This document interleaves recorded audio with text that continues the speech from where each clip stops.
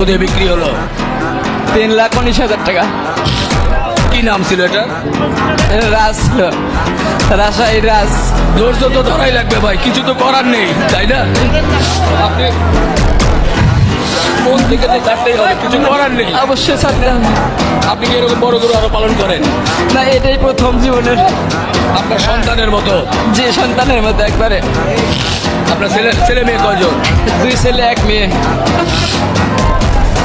এটা একটা সন্তানের মতো ছিল মনে হয়। এটা একটা সন্তানের সেই তো আনন্দের বিষয়। গরুর ভিতরে গড়ার ভিতরে গেলে না, ডাক দেওয়া মাত্রই আমার দিকে লক্ষ্য রাখে। দেখছেন না কেমনে আছে?